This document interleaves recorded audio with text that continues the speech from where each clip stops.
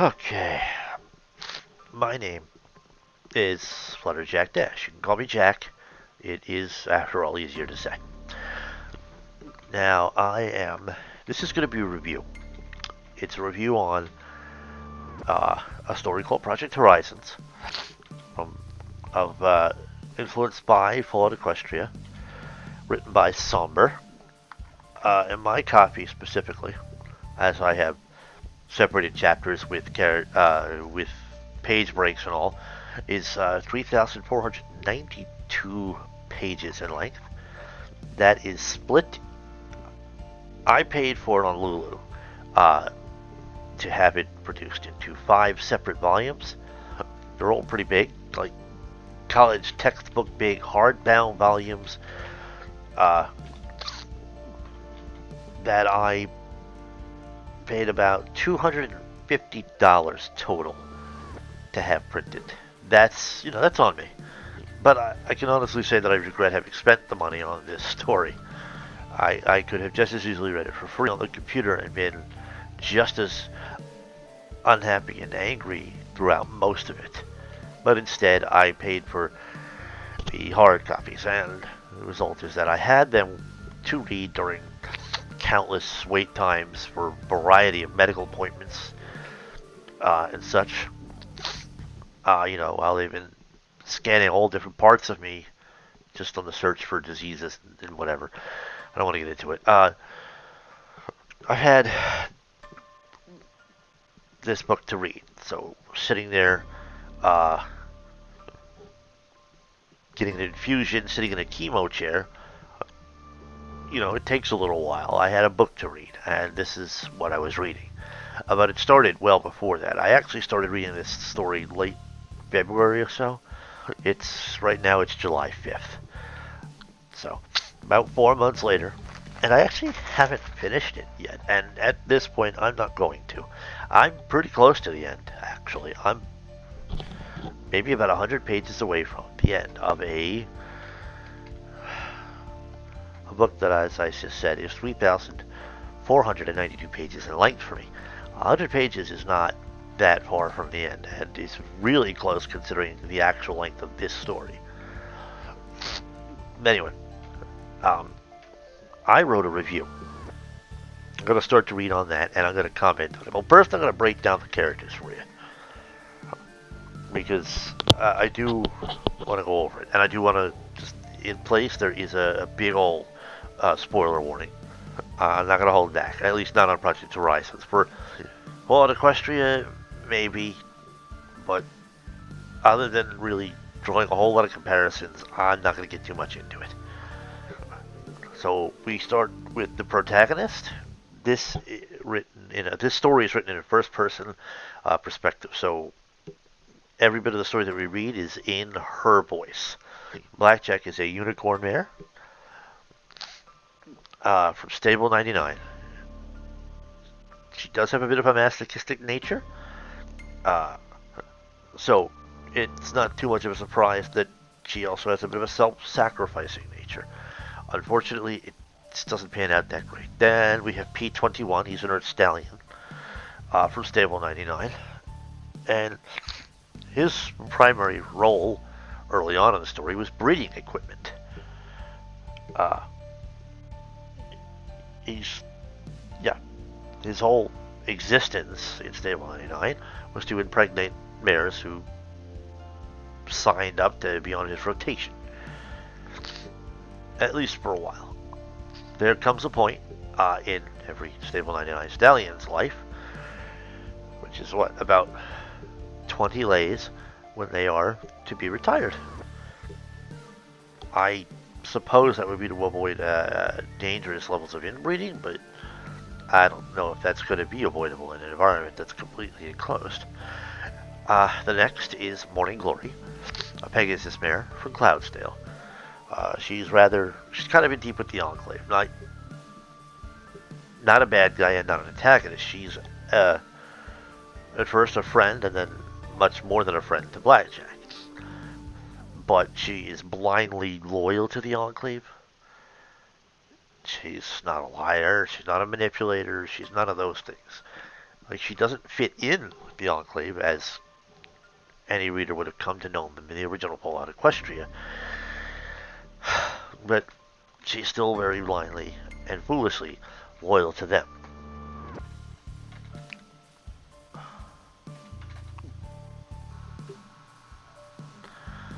So, what was I talking about? So, now after Morning Glory, there is Lacuna. She is an Alec-born mare. Largely, she is uh, not in general like it's a character with regard to the main cast, but her role as relates to the goddess, as all Alicorns won't alone to be a part of,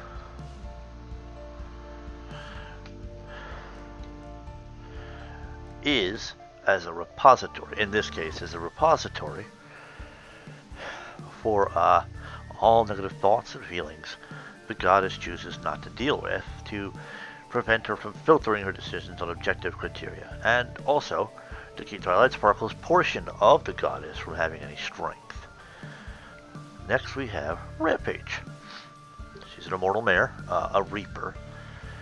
She's blessed, or cursed, with the Phoenix Talisman. Likewise, this Phoenix Talisman actually makes her an amalgamation of a lot of different mares. One of those being her own mother. She can't die. Like, at all. There's just no way. She regenerates from nothing. She can be disintegrated via lasers and still come back from it. And has actually done this. In fact, it has served to clear her head in some ways. Particularly in important points. So, she is there. We also have Scotch Tape. She is a filly from Stable 99, as a matter of fact. And it turns out she's the daughter of P21, but it's not something he's, anxious to tell her or anything. So, there's that.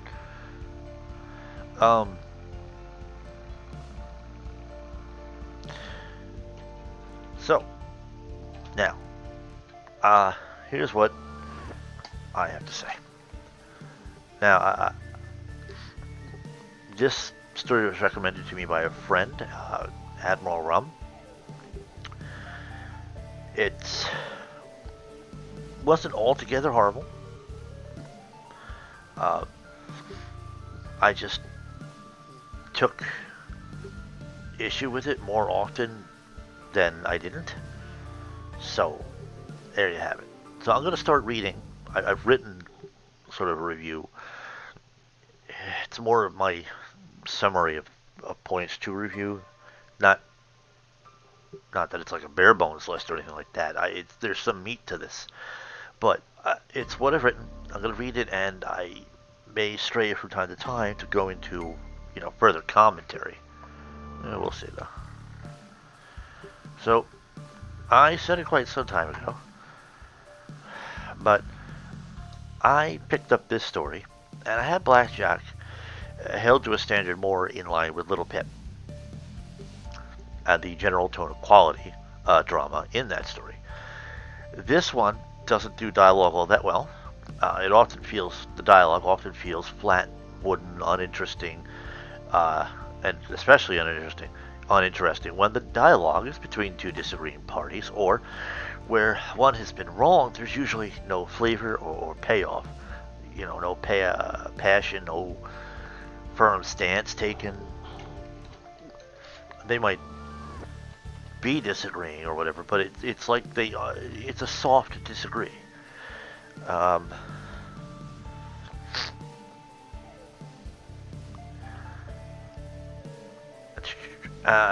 And rarely has dialogue led to a change of mind or heart. It doesn't really matter if it's between the protagonist and one of her friends. It doesn't matter if it's the protagonist and a bad guy. Dialogue rarely, if ever, actually resolves anything in this story. Conversations fizzle out, which becomes frustrating after a while. It's just what it is. So, like, I felt like there was a section of the story. It wasn't that late into it, but it was like about 1,000 pages in or so, where um, Little Pip, I'm sorry, Blackjack ends up in Manhattan and actually meets Little Pip. Um, and it's done so that it's just before where Little Pip would have gone and had her memory erased.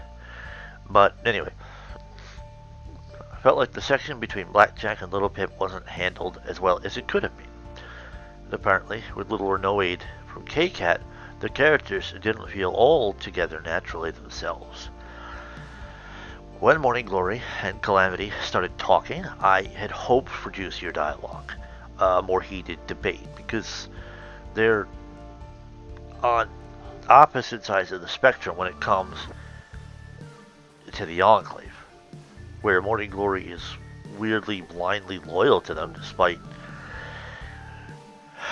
a direct hands-on evidence to the contrary of her beliefs, despite being betrayed, wrongfully marked as a Dashite, despite all that, blindly loyal to the Enclave, still convinced that they are good ponies, versus Calamity, who has seen for himself that that's just not true. And in the original Fall of Equestria, it's a pretty uh, resolute line between Enclave and non-Enclave, which is this: you're in the Enclave or you're not.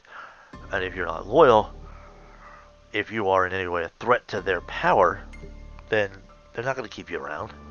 They're going to lie. They're going to do whatever they have to do to manipulate the information, but they're going to make sure that you have no credibility anywhere, and they're probably going to dispose of you.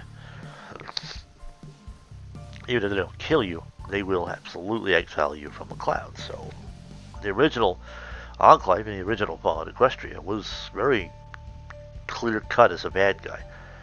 There wasn't really any gray areas. I wouldn't call it completely absolute, but we didn't really see all that many Enclave that weren't bad guys or very strictly on the wrong side of the battle. So when Calamity and Morning Glory came together, I had been expecting a better conversation, a better general dialogue.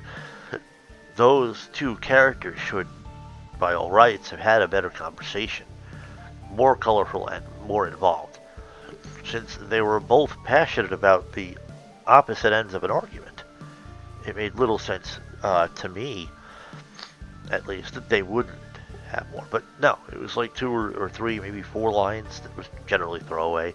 It came across as something like an attempt at exchanging kind of sarcastic barbs, but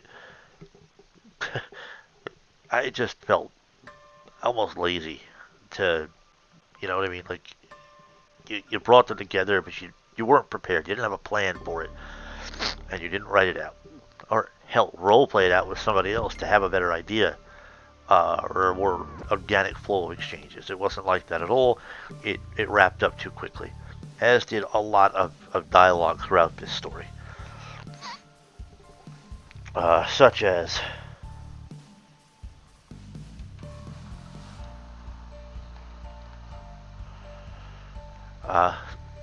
with,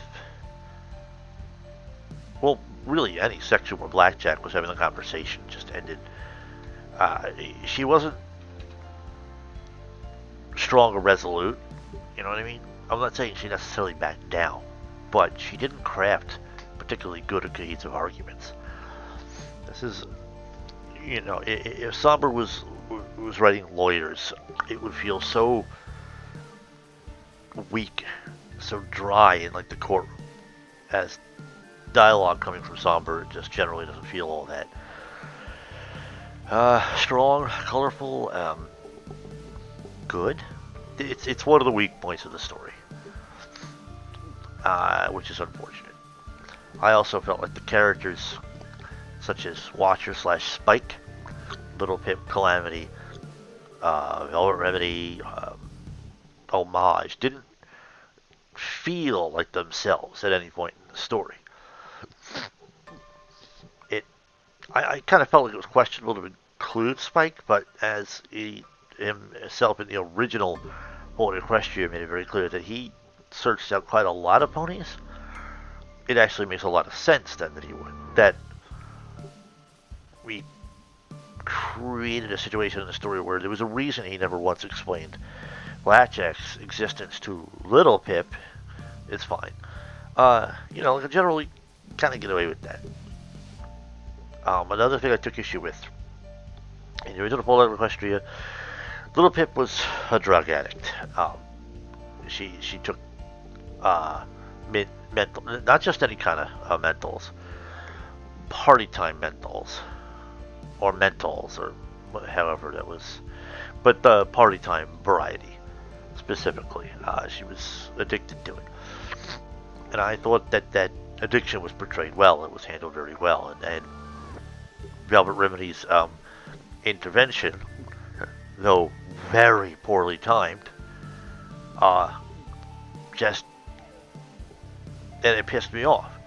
Like, because of how poorly timed it was. And talk about the original Fallout Equestria. Her intervention, because of the time that she chose to do it, it cost a stallion his life. And it didn't have to. All she had to do was be a little more patient, even trust Little Pip to give up the addiction. That's asking a lot, of course, because we're talking about an addict. Addicts are manipulative. I know. I'm in recovery myself, so I know that. So it's realistic that she wouldn't trust Little Pip. What bothers me is that she actually understood the stakes going in and still did as she did, and the result was that this stallion died. Now, he wanted to die. Let's be frank. He was kind of suicidal. Shitty. I know. Getting way off on a tangent, off track here, and I'm not even talking about the same story anymore. Back to Project Horizons, and the point that I can draw from that little tangent there is that the dialogue in Project Horizons is so weak, so badly handled, when it's handled at all. It just it and the drama and all of that, they don't draw, or they didn't draw me in. You know, it's also a very long story, but I mean, I'm honestly having a tough time recalling some of the points of Project Horizons. Whereas it was much longer ago that I read Fallout Equestria, and I'm having much less trouble recalling it. The drama, the characters were fleshed out. The drama of the intervention for the drug addiction, the resulting anger because Little Pip's plan was foiled and life was lost as a result of Velvet Remedy's poorly timed intervention, it was played out. That is to say, that Little Pip expressed her anger at this. Velvet expressed legitimate remorse at her poor timing and her lack of trust. Though, honestly, her lack of trust was understandable. Little Pip had let her down before when it came to this addiction. But these qualities of these interactions are not really present in Project Horizons. Remorse is either hardly ever demonstrated, or it is so clumsily demonstrated that it's hardly recognizable. And that's just when they're bothered to be, addressed, and they're not often. We frequently have situations where it's more like the characters are just kind of asking you to pretend like they just happen that way. Like guilt and all that was there, but there's not really any resolution, and there's no catharsis. Characters feel like they should be getting angrier sometimes. They lack passion. They don't really put their hose down or take much of a firm stance on any particular topic. So you, or at least I am often left wanting for depth or flavor to these interactions, and I don't get it. I don't get any depth or flavor. So, all in all, I have to say that in general, I was enjoying the story for the most part. I was actually quite glad that Rom had recommended it to me.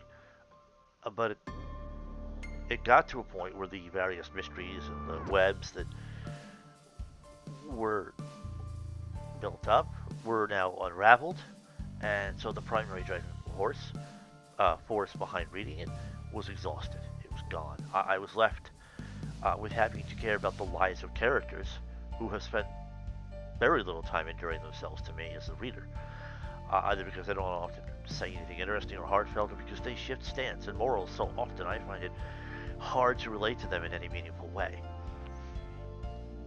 Uh, it's quite a combination of both of those things, where they're just insipid, annoying ass characters that you know you're just kind of there along the ride, but it's you're not.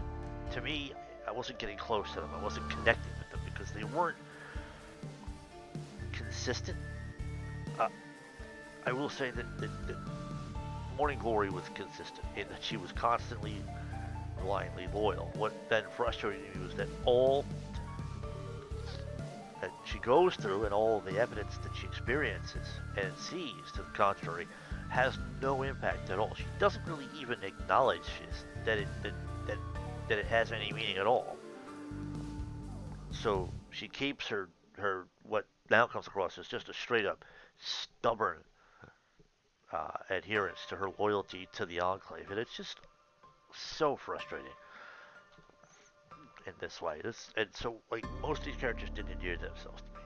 Like when they get killed off, and a lot of them do, I didn't feel anything about it. I wasn't bothered by it. Like one of the authors or editors was talking about it was written one way, and it was like a year later after drafts and whatever, or something like that.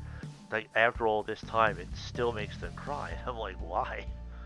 What's to cry about? What was it about these characters that you got attached to them simply because you were writing them? Because I'm gonna say, me as the reader, I couldn't. I had a lot of trouble finding myself feeling any kind of attachment to really any of them. Now, don't get me wrong. I was rooting for them to stay alive. I was really disappointed uh, that so many of them died off, and that ultimately Blackjack is just plain not allowed any happiness of any kind. It's there's so much misery and despair in this story. Now, I am told that, and I've not read it myself, but I will eventually. Uh, Murky number 7 is worse off in terms of suffering, in terms of misery. Um, but it's another that's been recommended to me, and I will read it. But this story is bleak, and although it's set in a bleak setting, just as Fallout Equestria was before it, Fallout Equestria still, managed to inject a little hope here and there, and it had a protagonist that persevered, that came through, that actually got to be a hero character. Where Blackjack doesn't do that. She kind of just gets lucky or unlucky. Uh, it's both of those things because either the plan that she and friends put together completely falls apart, or something extremely relevant happens, and it just so happens that it works out to stop the plan. It isn't necessarily related to their original plans or to their ideal way of ending the situation, but it will end the situation. But then the bottom line is that Blackjack never ends up pulling the trigger or being the one that makes the difference. Virtually any other character could have been inserted into the same role and just locked into it similarly, with the only real qualitative difference being the way that they are reacting to the situations. Because this is written as first person, every single thing we're experiencing and seeing is Blackjack's voice talking about things, and she is doing very little that actually affects the outcome. Like most of her decisions are, I'm not going to pull the trigger, and because she doesn't pull the trigger, other characters down the line end up losing their lives when they didn't have to. The characters that she spares are usually fairly heinous characters that, and especially in the Wasteland, don't really have any reason or justification for sparing them. For for Blackjack, the whole thing is, and this is the line she says, "I'm not an executioner." I'm like, You're playing judge and jury. Why not executioner? You're convicting them in every other way that matters. You're just refusing to pull the trigger. So you may not be an executioner, but you are basically acquitting them instead. That's just as much playing God as being the executioner is, and you don't seem to have a problem with that. But on top of that, because you do it that way, you end up costing other ponies their lives that didn't have to die. If you had pulled the trigger, they would have lived.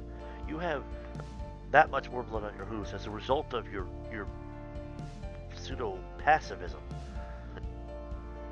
than you would if you had just pulled the trigger when the moment came when it would have mattered. In fact, here's how that was a tangent. That wasn't something I've written. Here's how I actually wrote it. Blackjack in particular has been so whiny and so foolish and so impractical with her forgiveness that she just looks pathetic and weak and cowardly when those moments arrive. Perhaps the intended effect was strength of character, but it has always looked as though she chickened out at the key moment.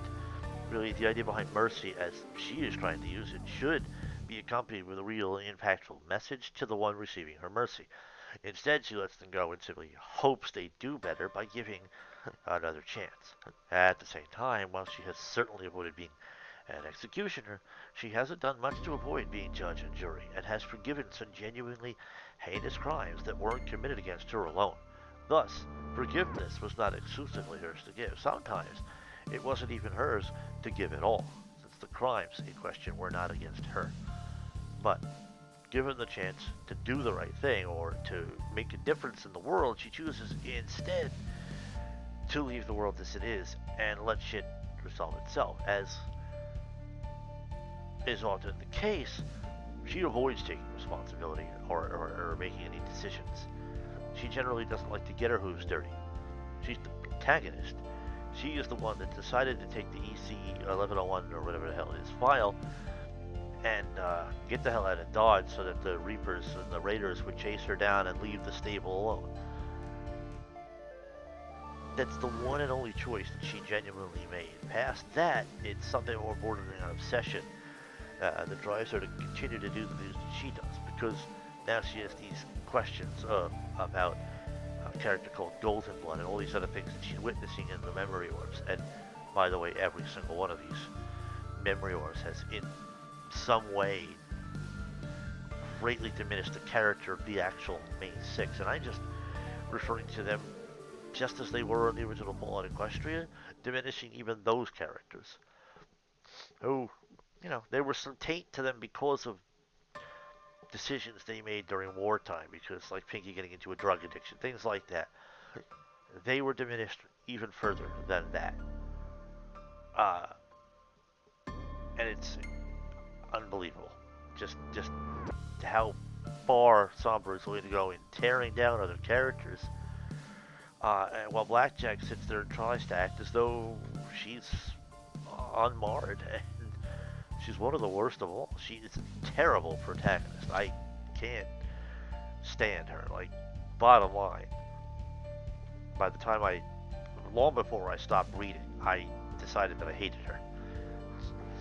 And I knew every moment we would get to where she got the bad guy in a position where they were at her mercy, she showed them mercy. But she would do it in this really frustrating way. Because she's talking basically to herself. She's talking about how all she's got to do is pull this trigger. It is much. And she couldn't do it. She just drops it. The aim or whatever. It's like, oh my god, pull the damn trigger. These people are heinous. It's not that hard to see that a bad guy like this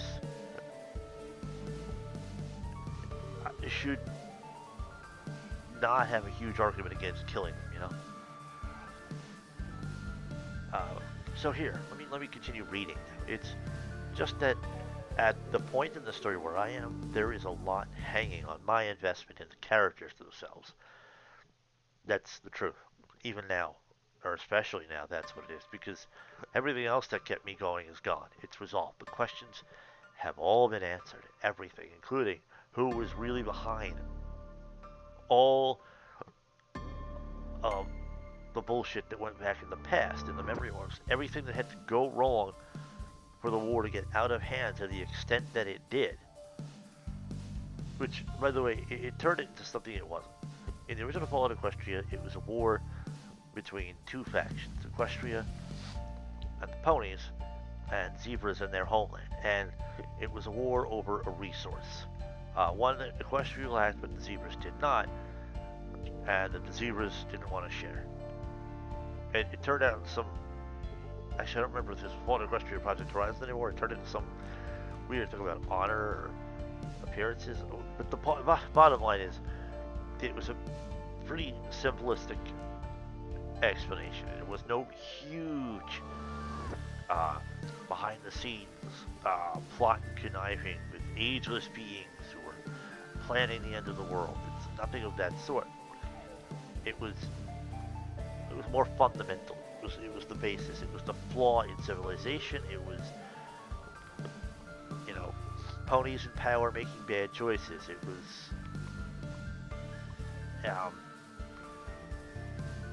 cultures losing each other in translation, and it was a bit of greed thrown in there for good measure, and it was just this toxic accumulation of these hard feelings and this dramatic reaction to Luna taking the throne that resulted in so much disaster. And then Somber writes it so that one single zebra is responsible for oh so much destruction, including, of all things, the pivotal moment where Luna's school was slaughtered, basically, and the entire tone of it was changed for this story. And it's with every single time that this happens, it became. Fallout Equestria and Project Horizons became more and more disconnected from each other. This is critical, this disconnect for me, because at the end of every single chapter of this story invariably includes a footnote. And one thing that is in every single footnote is Somber paying gratitude and respect to K-Cat for having written the original Fallout Equestria. But I feel like Somber is shitting all over Fallout Equestria almost throughout the entire writing of this story. Including subverting canon. Well, anyway. The most telling thing for me was that in the footnotes, the authors and the editors talked about how even a year after the fact, the chapters near the end were still bringing them to tears with the losses written into the story. And me, I felt nothing for any of the characters, either who were left behind, who died, or whatever ended up happening to them. They hadn't done much to endear me to them. The dialogue was all very flat, unemotional, or overly emotional. The characters were not terribly consistent. A lot of the times, I felt bad that Blackjack continually gets hurt by these losses. And don't get me wrong, I'm disappointed and upset that they died. I just felt nothing about it in those moments. It didn't really hurt me or bother me much in those times. I was more than a little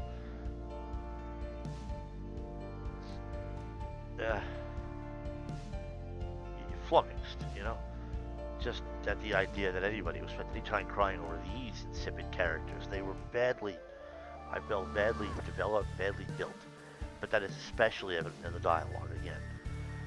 There's a lot of other drama that's good. Plenty of, like Morning Glory went through some real difficult stuff. Blackjack went through some really horrendous and difficult stuff. P21, though it's mostly backstory for him, he went through a lot of horrific stuff, like some very dark subject matter in this story. But the characters do such a bad job of being built up, to feel like a living part of this world. They're talking, their emoting was all just so disjointed compared to the rest of the tone of the story. Like, one thing that Somber does very, very well is setting the scene. in this case, I could draw a comparison to like Dean Koontz. Dean Koontz is not a terrible author, but the way that he sets a scene is quite tedious. It is very overdone to the point where he is virtually describing the state of every individual leaf on a branch that happens to be casting a shadow in the moonlight as a breeze causes a branch to sway. But he spends so much time describing this sort of thing and setting a scene. Like he sets a scene in about 2 or 3 paragraphs, and they're not brief paragraphs. But by the time you get to the point where the actual narrative of the story is continuing, or at least for me, in Dean Koontz novels, I'm so over the setting of the scene that I'm just waiting for the dialogue, and because of that, it's not a good balance to me. So I'm finding myself in the Dean Koontz stories, I'm finding myself very frustrated by that. Somber writes like poetry when it comes down to setting the scene. Everything is well done. We establish the bleakness of all the different scenes, of all the different areas that we find ourselves in, where it's supposed to be bleak. When we get above the clouds to Cloudsdale or whatever the hell enclave city it was that they got to over the clouds, the change, it was a couple of things. 2 changes important.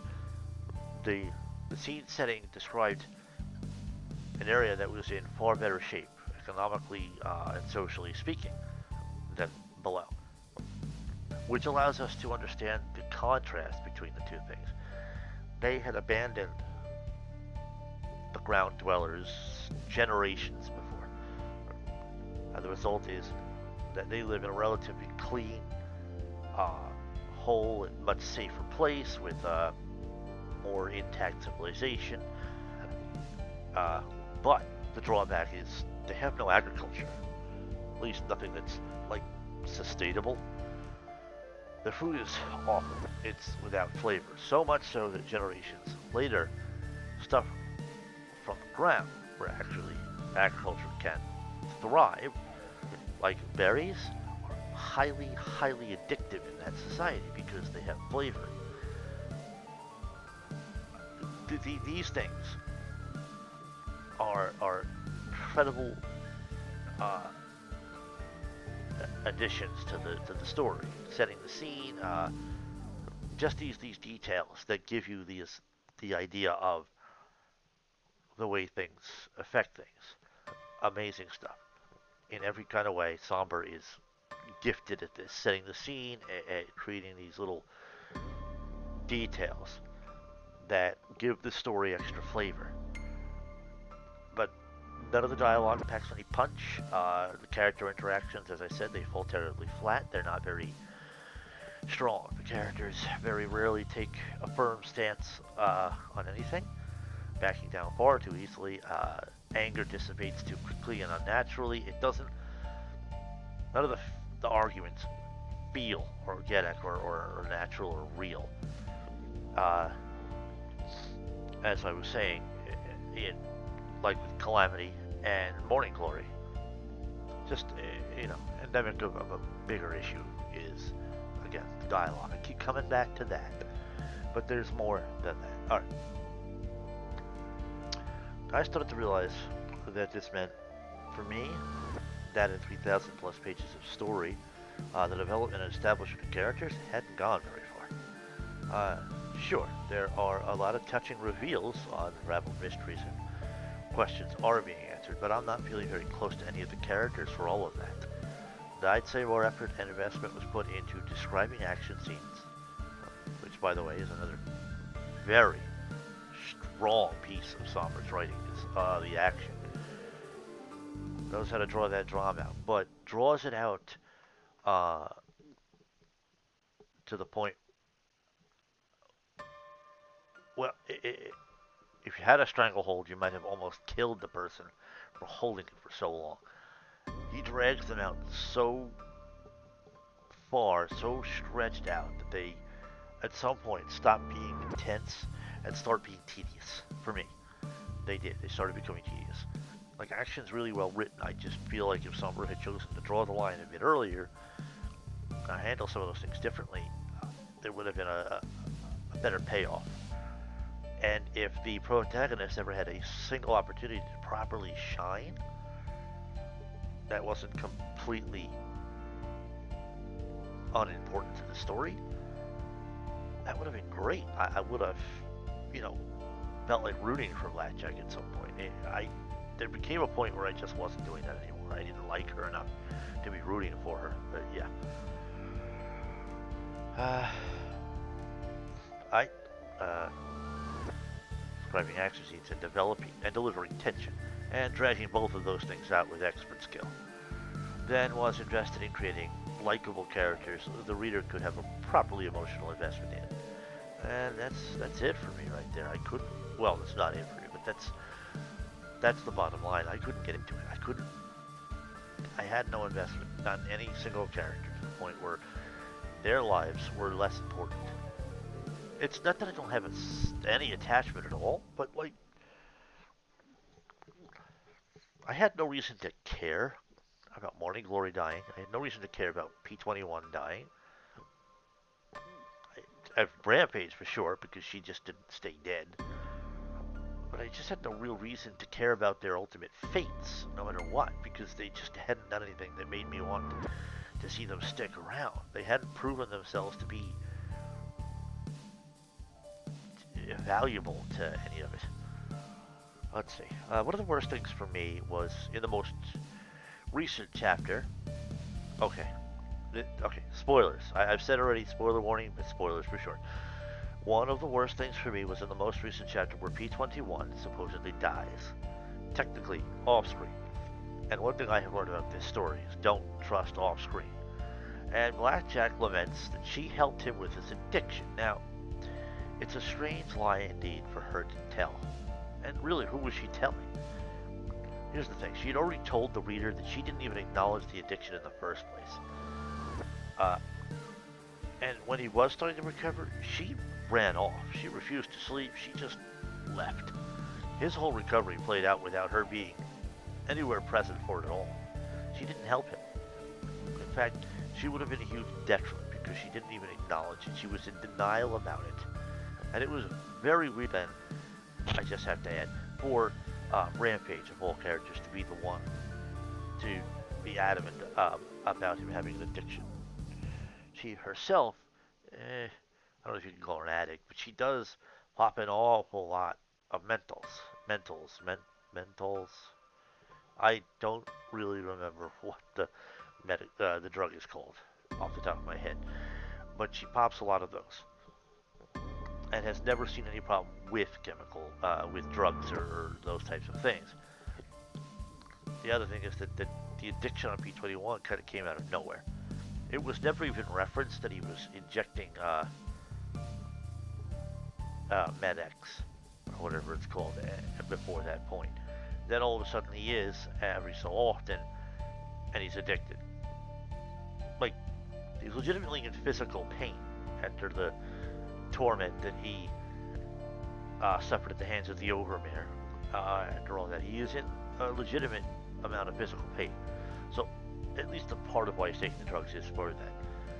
Not just for that. There is an addiction, there is a dependency certainly, but he is legitimately in pain, and that is one of the reasons that he's taking it. It's again, just seems strange to me to have Rampage be the character to show any concern over when she has so little concern over anything else in that kind of category when it comes to the health or well-being of their ponies. Even stranger still is Blackjack not even acknowledging that it's a problem. She denies that it's addiction at all. She says he's fine, it's not a problem, and pretty much stays on that until Morning Glory gets involved, and then she runs off. And now she said she helped him with his addiction. Like, what? You did not. You did anything but. You were as flaky and flimsy about that as you were with so many other decisions that you adamantly refused to make at all. One big characteristic of Blackjack as a protagonist was that she avoided responsibility. She avoided making choices of any kind. She let things just go until they got worse, resolved themselves, or whatever. But she did not take responsibility. She did not drive herself to be the answer for anything. Now, let me continue to read. Oh, and the overarching mysteries and the delving into the past was quite good. I mean, I was not fond of the character assassination of much of the main six. Far worse than was original plot in Equestria, or of Princess Luna, or even Celestia, although for Tia it played well with the original plot in Equestria canon. For Princess Luna, it destroyed her character. It made her look so much worse. And instead of being an ill-experienced and unequipped princess suddenly stepping into the role of sole leader because Celestia abandoned post after a tragedy, she just looked like a manipulative agent being plagued with boredom who just didn't care about the lives of her subjects. And it was so strange to see that. And in that way, once again, so separated from the original plot Equestria, she was written as not necessarily as an antagonist, but she just came across as such a wholly evil character in this way. It was bizarre. It's one of the many ways in which I became very detached from the story. It is moments like this where it just was so far separated from even its own initial canon and that of the story it continually pauses to thank, that it just felt off. It felt like I was being lied to, really. So, on top of that, some of it felt more like an ill-fitting retcon than a properly executed layering of timeline to make it feel like it actually belonged. And I'm not even just talking about between Fallout Equestria and Project Horizon, but Project Horizon with itself. Like, certain stuff was kind of being shoehorned in or forced to take place. Like, they had crafted this one thing and there was this mystery, but they hadn't delved into the answer just yet. So, like, like WCW had a storyline with this thing called the Black Scorpion that was an antagonist for Sting. They had drawn it out for quite a while, but they hadn't bothered to plan a proper reveal. So they had no idea who was actually under the mask, right? So all they did was they threw Ric Flair under the mask, and it was kind of a weird, senseless, and dissatisfying payoff of a sort. Well, it's not too different here in the way that this story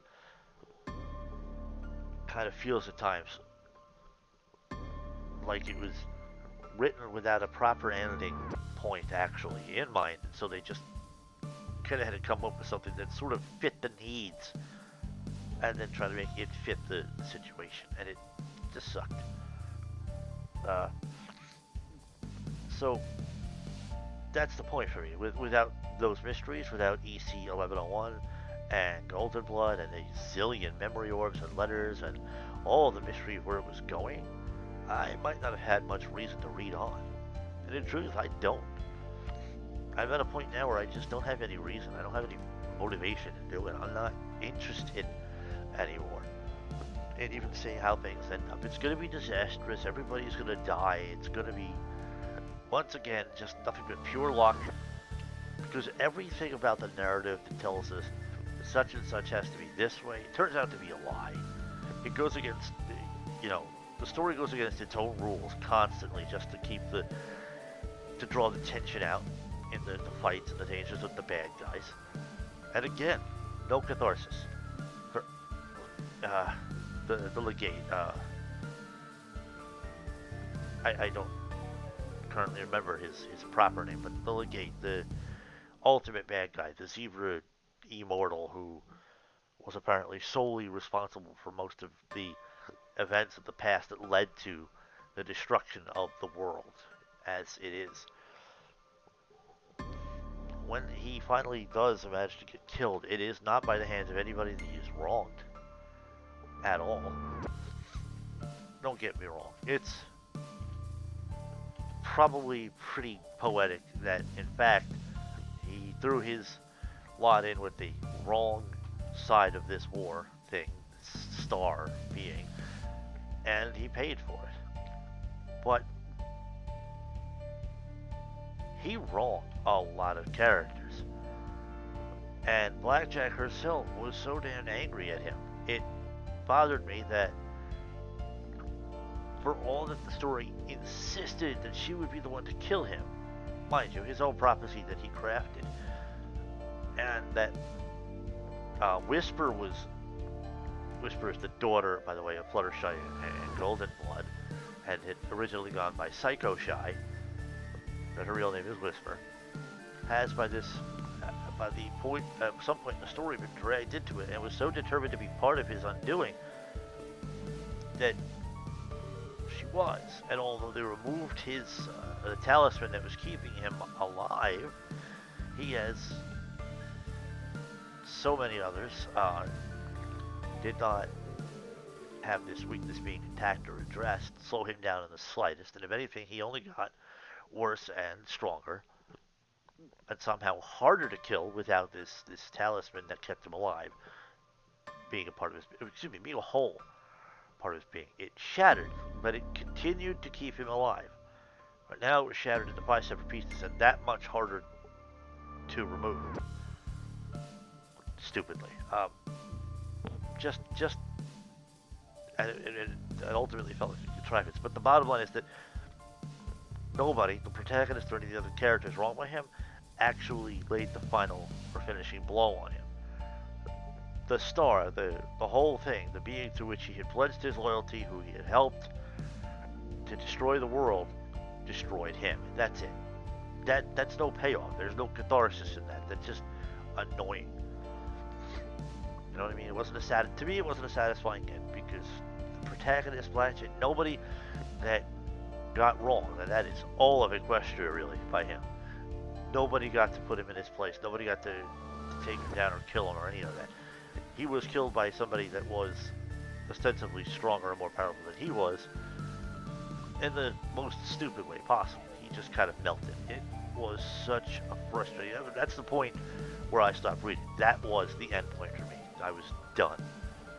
We're this close to the end. This is the penultimate boss battle or whatever in this story, and we still don't have a cathartic finish. We still haven't a finish where the protagonist got to be a hero, got to actually pull through and do something for a change. It's still down to luck and convenient timing. It's not real. It's not authentically good writing in these moments. So, I mean, realistically, from the outset, we are delivered a protagonist who is amoral, who chooses her own ego over the experience and wisdom of others. To be fair, Bolts, who she had just met, but still, Bowles with more experience in the wasteland than she, and the result of choosing her own ego over them is that one of those Bowles is killed. It's something that she regrets for the rest of the story, and it's one of the few things she really expresses much in the way of regret for, but there it is. We're also introduced to several well-crafted villains who I found easy to hate and who I wanted to see get their comeuppance. Now, it was too early in the story to know that Somber would spend time making sure each villain's death didn't come with an ounce of catharsis, both because it would be dumb luck that took them down, and because the protagonist would rarely land the final blow. In fact, the protagonist would often insist on not doing so, even having spent chapters declaring their hatred and vitriol towards those very villains. On top of that, Somber spends an inordinate amount of time trying to make every single bad guy, with the exception of the Legate really, every single bad guy in the whole story sympathetic in some way or another. In fact, more effort was gone into making them sympathetic than into making the good guys sympathetic. And the result is that nobody came across that way. Because when you're trying to make the bad guy sympathetic in the way that Somber did it, which is more or less at the last moment with last minute revelations, it felt forced. It felt so disingenuous. It bothered me on a lot of levels. So, yeah. In other words, for me, this story didn't and doesn't feel particularly character driven and doesn't do a very good job of delivering interesting and compelling interactions that make me want to read, spend more time with the characters in question. Oh, and they almost universally have the same quirk. They are so stubbornly invested in their own beliefs that they can't or won't allow any other ideas into their minds. Upon speaking more about it to my therapist, yes, I have spoken a bit about this to my therapist. It's been a couple of months now since the last time, but it's just this was on my mind at that point, and there was a lot about it that was frustrating as hell to me. So upon speaking more about my therapist, and she realized that another symptom and result of this is the characters do not demonstrate any personal growth nor any ability to admit any view which is not their own. Words don't change minds. There is no sign of paradigm shift anywhere in this very long story. And so characters have a severe handicap in terms of endearing themselves to the reader. Certainly to me as the reader. They come across as being terribly stubborn and lacking in dimensions. So yeah. And another common thread was that when any apology was uttered, it was in a moment where the character was implying or outright stating that they had no choice, when in fact they did have a choice, but their sorrow, such as it was insufficient to change their behavior. The result is a constant feel of insincerity coming from virtually every character. Since we were looking at characters who were apologizing while simultaneously not looking at all for any other way out or way to accomplish what it is that they're trying to do, they're just off doing whatever, and they're just making no sense doing it this way. Or they felt enormous guilt, but not so much that they felt it appropriate to change their behavioral pattern or to stop doing the thing for which they felt guilt in the first place. Certainly, they weren't feeling quite guilty enough to try to do better or make up for it. It's like sitting with a therapist and talking of the woes of one's life throughout a series of poor choices, but never considering that making different choices would be the healthy and sensible alternative.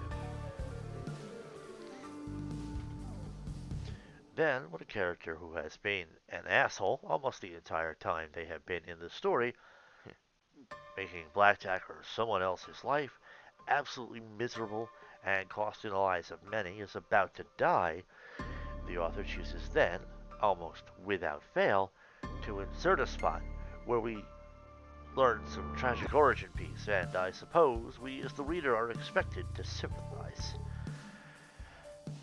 Which is another reason I say the story does not have catharsis.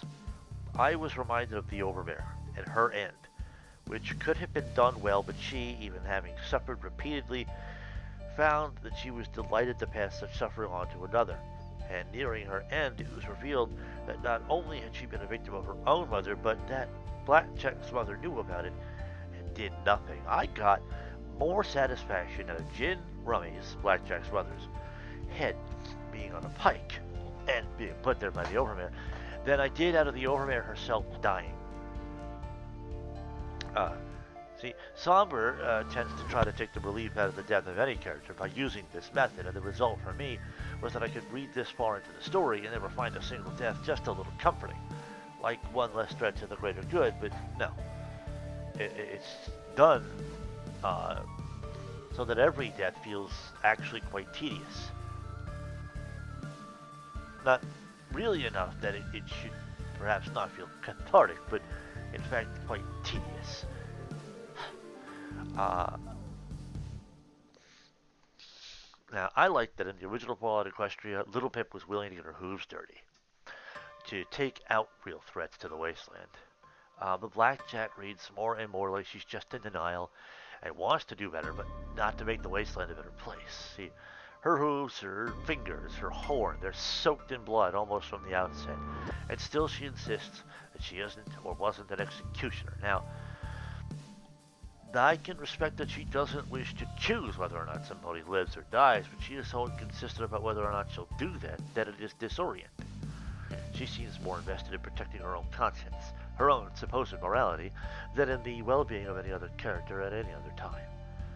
This is the protagonist. This is the hero character whose perspective serves as the voice of this whole story, and she does nothing to endear herself to the reader, and instead often undermines her own build-up. The other thing is that it just felt like it came from nowhere. The refusal to be an executioner, and it doesn't mesh well with her love of high-caliber guns and a ridiculous skill at taking lives, nor does it fit anywhere with her utter lack of morals anywhere else. Really, the only justification is that she faced the truth that back in her stable when a stallion had been used up, she would at times be responsible for leading them off to be euthanized. I suppose the point with Blackjack was in the dichotomy, though. But it's hard to see a dichotomy when there's virtually only one dimension to her. Now,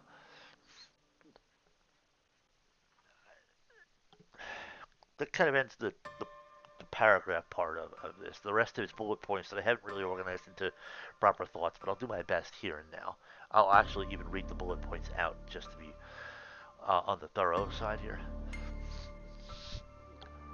Even in a story about a match. Okay, sorry.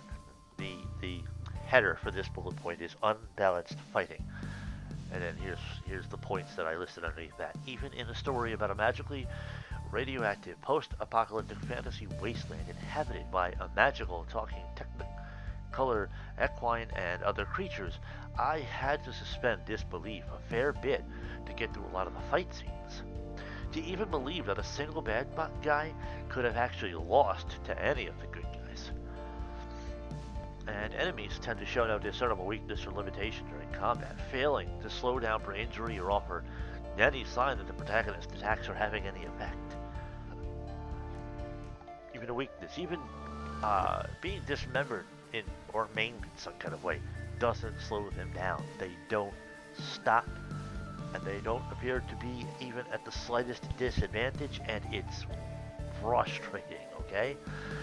That part of the, like, as I said, the action's well written, it's well thought out, it's so annoyingly unbalanced and tedious, though, and this in part to drag the tension and the stress of the action scene out in the way that they want to do, and it's aggravating to say the least. Simply because it's to me it's not sensible to have a fight which the bad guy gets hit, but it makes no difference. Just because I begin to wonder why you wasted the words on it, why you even wrote that he got hit if it wasn't going to change a darn thing. It didn't slow them down. It also didn't embolden Blackjack or whoever else that they have a chance. It did nothing of the sort. They were still left running for their lives and barely getting by in the fights. It was in some ways badly done. Everything that can go wrong will go wrong is the next header I have listed here. And here's the point I've listed under it, where you might normally have to believe that a very exacting number of things had to go right for specific events to take place. In other words, they are miracles. This story invites the reader to believe that an exact number of things had to go wrong in order for the events in this story to even have a chance of taking place. It also asks us to believe that a single character would so effectively manipulate two entire nations as to result in the end of the world. Incredible, right? But he was immortal and, for all intents and purposes, super strong, even though he had no real reason to be. His immortality derived from a state apparently called, he was like time locked from this talisman of his. He would take even a mortal wound, and the talisman would just rewind time and put him back to the state he was in at the time the talisman was inserted. That suggests to me that all exercise and training should have no real benefit to him either, but by the time we meet him, he is so thoroughly trained and dangerous, it's absurd. And I'm asked to believe that this villain came to be this way somehow. I don't know. but more importantly is being asked to accept that he manipulated all the world's events that ended the world for fallen Equestria. Not a breath of a mention of such a thing happened in the original story. This is one of the many ways in which Project Horizons tore itself away from fallen Equestria, and not in a positive or healthy way. So, next header bullet point is contrivances everywhere. So, the moments in the story that feel more forced than natural, that feel as though the author was determined they would fit, and so took a knife and carved the puzzle piece until it fit where he wanted it to, leaving us with a mismatched picture. I'm just talking about how certain things play out like they just kind of were a last minute thought by the author or editors to make one idea fit to another, or to bring something to an end where it might not have been prepared to end yet, or where one explanation feels so awfully corny and far too convenient. You know, it's just like uttering nanobots as an answer to everything, that kind of contrivance. Dialogue was never an option, but action wasn't either. Which means, damned if they did, damned if they didn't, doesn't really matter.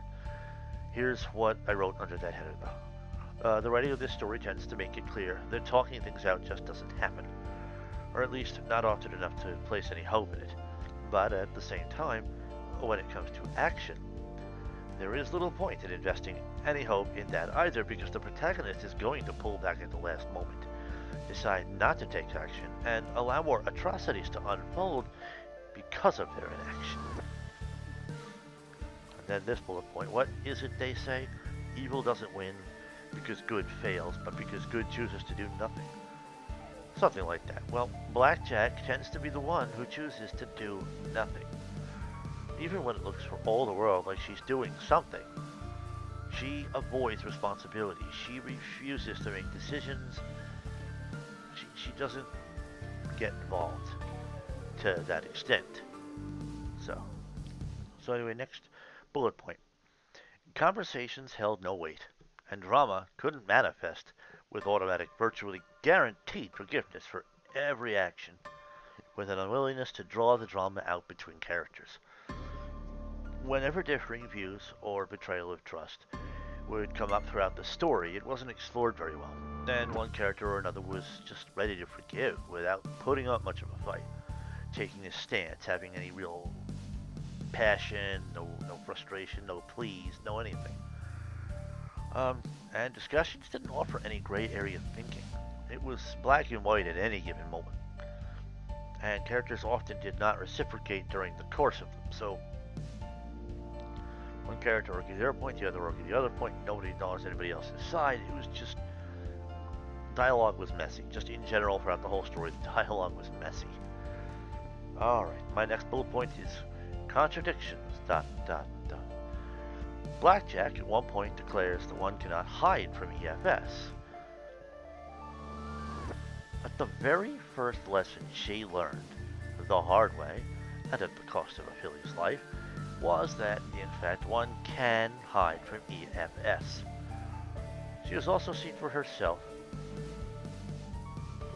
that the story's penultimate villain did not appear as hostile on her EFS when she first met him. She has seen more than once that EFS can be fooled, so when nearing the end of the story, to hear her declare that one cannot do so seems a poor way to demonstrate any growth from the character. In fact, she comes across as being incredibly stupid, naive, or take your pick, but she doesn't come across as being at all sensible.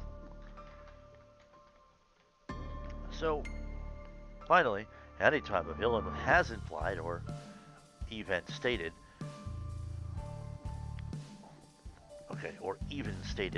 that the current events ongoing or the culmination of their effort, things will be drawn out by that turning out not to be the case. And even when things go wrong, those things going wrong still end up serving the bad guys. It just looks like the bad guys can't admit when things aren't going well, which is fitting for a villain, but as everything continues to work out for them anyway, their credibility is not reduced, and their threat never wavers, and that's nothing changes that. Well, okay. The final thing to discuss, and this one I'm actually going to keep brief, even though I wrote 4 pages on this, is that there is a section where there is a brief foray into Volcon. The author offers 2 warnings. The first warning, literally, author's warning, it's at the beginning of the chapter in which this brief foray into Volcon is included. And here's what it says. There is a consensual sex scene between a minor and an adult in this chapter. The author does not condone this behavior in real life. The scene will be flagged for individuals wishing to skip said material. The author apologizes,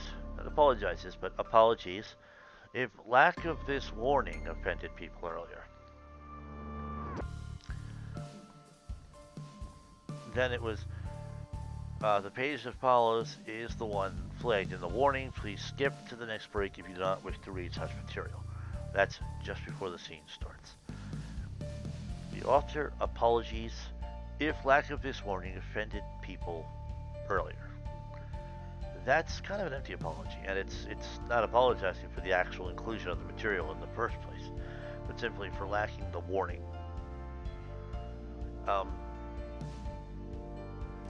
The biggest problem I have is that not one. No, I take it back. Warning McClory had something to say, but she backed down so fast she might as well not have said it at all. So basically, none of the characters actually spoke against it or anything other than acceptance at the occurrence of it. So this is a story that wrote in Volcon, but did not offer any in-story commentary on the morality of it. Just a protagonist who kind of straight away approved of it, which, to be real here, if her credibility wasn't already shot to shit just for the rest of her behaviors, actions, lack of decisions, and utter cowardice throughout the story, this will well and truly have torpedoed her credibility to nothing. Just like that, hands down, no question about it. There's just no way. So, yes, the inclusion of the scene I found strange, as it didn't really do anything. It didn't offer anything to the story, and nothing was lost or would be lost if you did skip it. And I was half tempted to stop reading the story by this point, but I didn't. I actually left it alone, and I was just really frustrated. But bottom line is, I stuck it out. I was like, you know what, I can't do this. That came out sounding so weird. I had tried to read it for a little while, determined that I was at least going to see the end of the story and see how things turned out. But here's the thing. It's Somber's writing in this particular story, so I can be very confident that things are going to get a lot worse. And then through some sheer dumb luck, things are going to work out. But not until all hope of anything truly good coming out of it has been completely drained away. And all that it is a very small, pale, bland, shallow mercy. For all I know, because of the way that Somber is written, because of how often the canon for original Fallen Equestria was shit on or utterly disregarded for the sake of this story's canon, I can no longer be sure that the world won't just be destroyed. It's that bad. So I have to break it down, right? In the end, I want to come down to evaluate it. And I will say, despite everything that I've said and all that I've gone over, I actually recommend this read to others, but with a heavy-duty warning. Don't expect good dialogue or decent character development. Expect brilliantly professionally written, establishing shots for scenes for the whole setting, really. Um, expect intense and beautifully written action um, that loses something for devolving into drawn out, merciless tension mongering. All right, so it's like it's a little half and half type thing where it starts out so strong and so good, it's like the author does not know when to quit. And so the action goes on for a good deal longer than it really needs to or should, gets drawn out, and then we have the issue of the protagonist, any one of them, never really being the ones to make a difference. It's not a story of Blackjack persevering, it's just her enduring. It's just her going through a bunch of pain. But it's funny to call it a story of her enduring when very early on she put a gun in her mouth. She went to kill herself. But as with every other instance like it in the story where Blackjack has a gun held at a pony, including herself, she doesn't pull the trigger. When the moment is most critical, she doesn't pull the trigger. Now, granted, good. I'm glad she didn't kill herself. That would have been awful. But to say that her quality is endurance, it's not that she chose to live. It's that she just could not pull that trigger. And dealt with that. And then, of course, Spike intervened. And then by the time she got back to Morning Glory, she was on Glory's shit list. You know what I mean? There's like... So, it's flat, bland dialogue. Terrible, or at the very least, clumsy character building. It's way too long on the action. Like, the action scenes are very well written. It's really good. There's a lot of good tension. It would be thrilling to watch it in an anime or other medium. It would be thrilling as anything. But then there's this part where you don't know where to stop. That's more of a Dragon Ball Z kind of an effect. Or Ronin Warriors, really. But in any case, we're talking about Dragon Ball Z. There's this joke I once heard. How long or how many Dragon Ball Z characters does it take to change a light bulb? And the punchline is 1, but it takes them like 3 episodes. Because, yeah, it takes a while. You know, there's that joke where it just takes Goku or Kakarot, 3 episodes just of growling and shouting and clenching his fists and powering up before he's ready for the fight. And then fights can go on for a good long while. But, at least we have somebody in the protagonist circle actually taking the final blow. The fights are dragged out, but it's not for like a good dramatic moment. It's just so that dumb luck can come in and resolve the issue. And then the protagonist, Blackjack, never has to make a choice or act responsibly at any point throughout the whole story. I wish that the characters had developed better than that, and I wish that the action scenes had been more moderately written, as they started out expertly done. Then they got drawn out, and it wasn't even for any kind of payoff. There's no catharsis at any point in this story. Every character that dies that's evil and has a really good reason to have died typically will have died because of some dumb luck. It won't be because somebody that they have wronged finally got the comeuppance and put them in their place or anything like that. It's nothing as satisfying as all that. Yeah, so I feel that this story has a lot of things going against it, with only 1 or 2 points that I can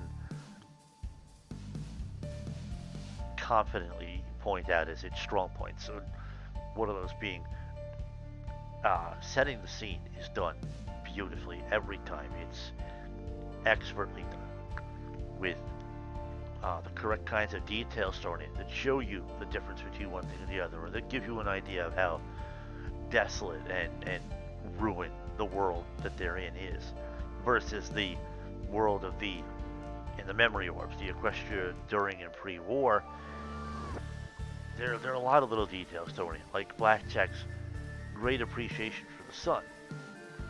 Unfortunately, because they're throwing her appreciation for the sun, they have a very hard time consistently giving her vertigo that apparently she never fully got over, even though they kind of started forgetting to include it at some point. So there's a lot to this story that's not very good. It's very violent, but that's to be expected in a Fallout story. Nothing unexpected there. Um, Sex scenes are handled actually mostly very, very tactfully and tastefully. The author wrote nothing very cloppy. Mostly things were summarized, and we were more into the aftermath, with only one thing getting particularly graphic, and that was P21 and Blackjack's last sex scene. And it was the aftermath that was very graphic and all of that. So, what my frustration in general from her was, it was just dealing with that. It was not knowing how else to deal with that. But I really, really wanted this story to be better than it turned out to be. I've gotten to a point where I'm no longer invested in seeing how it ends. I don't even trust that it has a happy ending. Despite the fact that it's supposed to kind of line up with Fallout Equestria's canon, there are so many points at which it failed to do that, or contradicted Fallout Equestria, or completely warped Fallout Equestria's canon, that at this point I wouldn't be surprised if Blackjack once again fails. She fails so often at intervening, or at taking that final shot, or at succeeding. Like, none of the protagonists, as I said, they don't pull through, they don't succeed. It's not a story where we see anybody succeeding at saving themselves. We see that the world is destroyed. We see that no matter how many numbers of the enemy's army are diminished, they're still overwhelming no matter what. We see that weaknesses, once attacked, make no difference. There was a clone army of zebras put together by the legate, whose proper name I just cannot remember right now. They were produced in the thousands or whatever.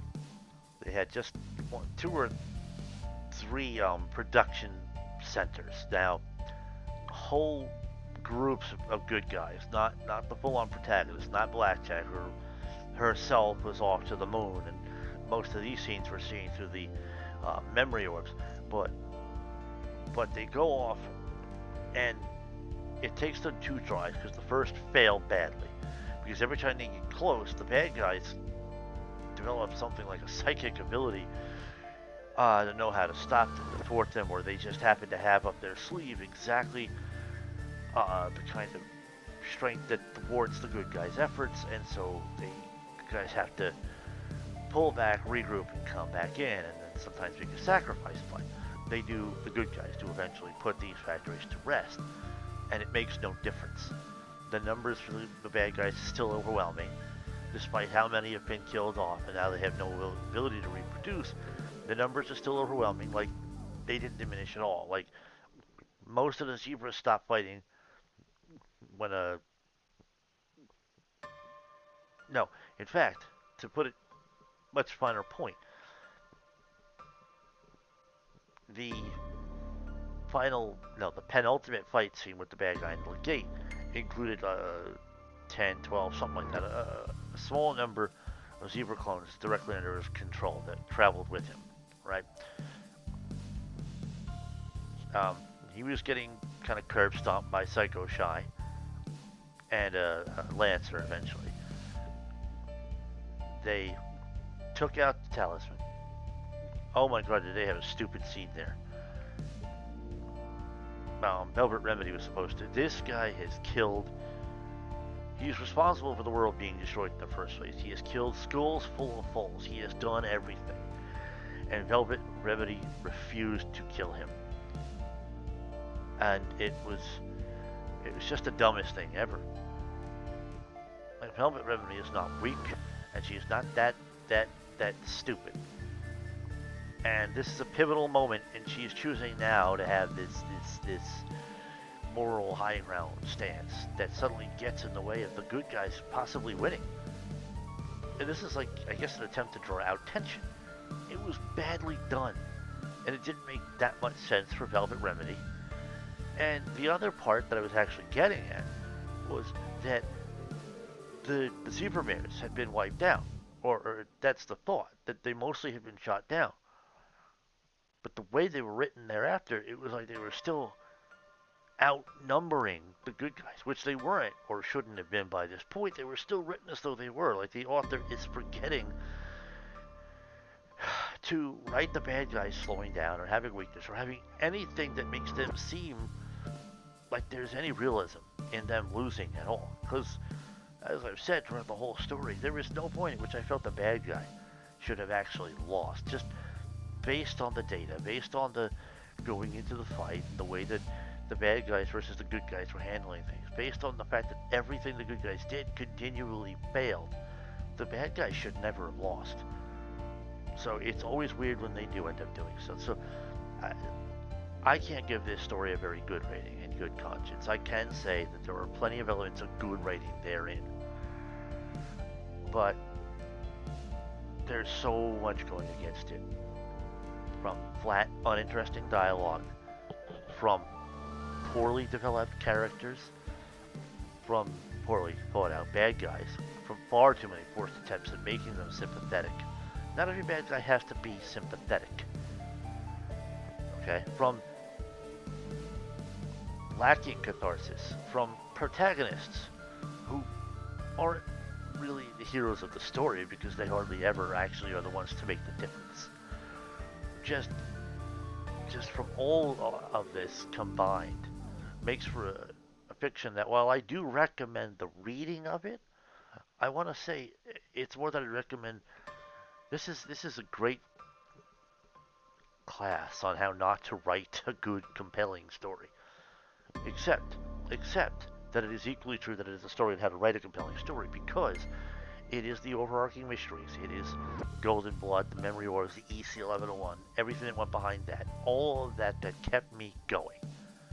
Once those questions have been answered and those mysteries resolved, once there was none of that left to tackle, to continue after, once that was over with, I had no investment. None of the characters were developed well. I didn't like any of them. By this point in the story, I especially thought Blackjack was frustrating, contradictory, hypocritical coward. I thought, and a liar. I thought that Morning Glory was just gullible, naive, or just ignorant. It was her unwillingness, not an inability, an unwillingness to accept that the Enclave could be bad at any point, no matter what she went through, no matter how telling her own experiences would have been by that point. It didn't matter. She did whatever the hell she felt like doing, and she felt like siding with them no matter what they did, no matter what they said. And although she had an encounter or two with Calamity, it was, you know what I mean? He never had anything meaningful to say about them. Nothing he said came across as more than a sarcastic throwaway barb. It didn't feel, nothing felt like it had any real substance in terms of dialogue. So I can't tell you that this story has very good character development. Like, the story itself progresses, and as long as the overarching mystery was still there and kind of got inserted, it was compelling enough to continue to read. But without that, this is not a story that I would have even read as far as I did it. And I have to say that the inclusion of the Volcon was senseless, particularly as there was no social commentary with the reactions of any single one of the characters except for Morning Glory, who backs down so fast she may as well not have said anything at all. That mostly the characters are just condoning it. They're just, it's fine. It's fine. She's been through a lot, blah, blah, blah. Like, it's just so mind-boggling, the decisions that the editors and the author came to with this story, that it saw itself to finish, that it actually had a following, so surprising to me. But for me, it's worse that this story so often takes the time to thank K-Cat and the existence of the original ball at Equestria when it takes so much time to shit all over that original story. It's just criminal in its way.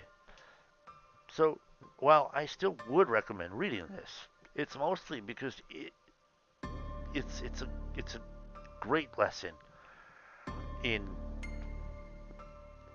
some of the clumsiest, most poorly executed character writing I've ever seen. But also, expert level scene setting, detail sprinkling, just all that is brilliant. It's so good. The poetic execution of all this stuff, just from describing the insides of a room to the after effects of violence to this stuff, and to some extent, kind of a respectful handling of the psychological impacts of certain things. But like I said, overall, it's bland, it's flat, it doesn't work well. The characters aren't well developed. Action scenes are good, but they are drawn out far too long. There is no catharsis. The protagonists rarely feel as though they're actually the heroes of the story, especially not Blackjack, who spent so much time avoiding making a single decision and being an absolute flimsy fucking coward is to just lose all respect. So, yeah, that's where I'm at with this, and that's how I have to say. So, I can't give this a very high rating. It'd be, I think it was 1 out of 5 stars, out of several categories that I wrote. One of those, it was, so in terms of, okay, I have to break it down differently. Dialogue was badly handled. I'd give it a 1 to 1.5 star at most. And action scenes could have been so much better. But they were dragged out and so unbalanced in their execution to the point where it never felt like the bad guys could possibly have been defeated. Not like it was a close thing, and while the good guys were outmatched, they were still managing to carry themselves into the fight. No, it felt like the bad guys were so outclassed the good guys, there was no reason to think that they could possibly lose. I had to suspend disbelief just to accept any single bad guy's loss throughout this story. That execution means that I had to give another kind of between 1 and 1.5 rating to the action scenes, despite them being crafted well, despite the action and the tension part of them being written, despite the action itself being written very, very well. The scenes themselves always played out the same way. They got dragged out. Squeeze every last drop of tension out of the scene that you could. You know, just like the most tedious Hollywood director or the hammiest possible actor. It was just, it felt bad in that regard. The story didn't do much, at least for me, it didn't do much to compel me to continue to read. As a result, I didn't actually finish reading it. I within maybe 100 pages of the end, to the point where I have just now seen, and this is where I drew, this is where I threw in the towel, where I was done. I couldn't handle it anymore. I had to draw the line. The Legate, the villain who arguably did the most damage to Equestria outside of the star bad guy, died not at the hands of a single character that he had wronged at all. So There was no catharsis. Nobody got to lay in that final blow. There wasn't a feel-good moment. He just melted away at the hands of the star, and that was it. And maybe he was supposed to feel cathartic or poetic that the star of all things would be the thing to end him, when it was the one thing he was working to defend. It just to me fell flat. It felt like such a letdown, like a jip, a ripoff, and in my case, much more. But it's my own fault that I spent $250 to get these books. I should have just read it online. But it is what it is. So it's weird because the quality of the writing in terms of setting the scene, dropping the details, and the action part of the action scenes was very well written. It was not at all hard to visualize all the various moves and actions taken by the different characters involved in the fight, and the destruction of buildings and rooms, and just, you know what I mean? That came across well, but it got so dragged out that it began to feel tedious and frustrating. And the fact that the bad guys demonstrated no discernible limitation or slowing down as the result of anything, it like the good guys were hampered quickly and easily.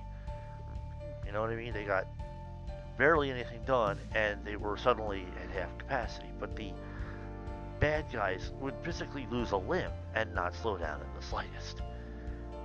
And it is this imbalance, and it's consistently inconsistent imbalance that had me just give up. So ultimately, I did give up on finishing this story, to the point I just stopped caring enough about seeing how it ended. I just no longer cared. I wasn't invested in that. I had really only ever been invested in learning about whether or not Golden Blood had been responsible for the end of the world, and if so, how. But really, what I saw was that the main six had their characters undermined and assassinated brutally, and I'm just not even talking about from baseline canon. I'm talking about from Fallout Equestria's canon, where it was handled rather tastefully. It was simply a case of a group of mayors thrust into positions of entirely too much responsibility during wartime, and coming away making poor choices. That's from an experience. That's not from them being stupid. It's from them being ignorant. It's from them not having enough experience to make better choices. And it's in desperate times, wanting to make a difference, trying and struggling to find answers, and just simply not having any. But the original Fallout Equestria does a really good job of demonstrating this, of showing that the position they were in was often desperate, and that they had a lot going against them. And in Project Horizons, they just looked a lot of the times like they were assholes, making asshole, selfish decisions, compromising their own morality, and all of that. You know what I found weird, though? It sort of predicted the future. Rarity became obsessed with this necromantic book in Fallout Equestria years before she would do so in actual My Little Pony. So that's a cool tidbit, but that was, I don't know, it just really bothered me.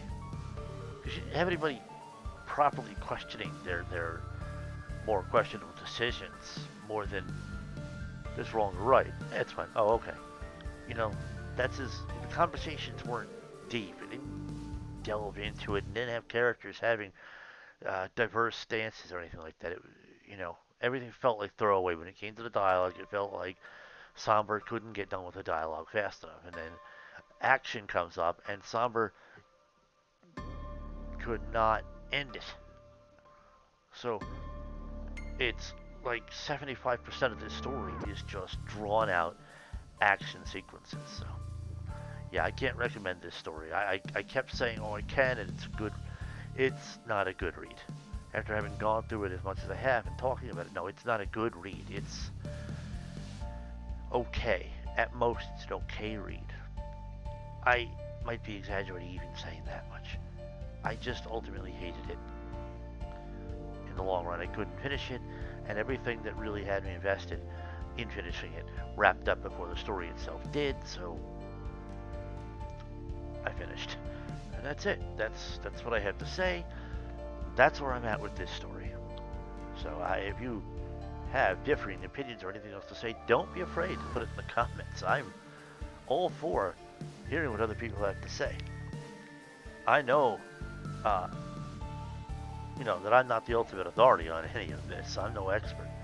I feel that I'm a good writer, uh, and that I have a good grasp of what makes for good, compelling reading. So that's where this is coming from.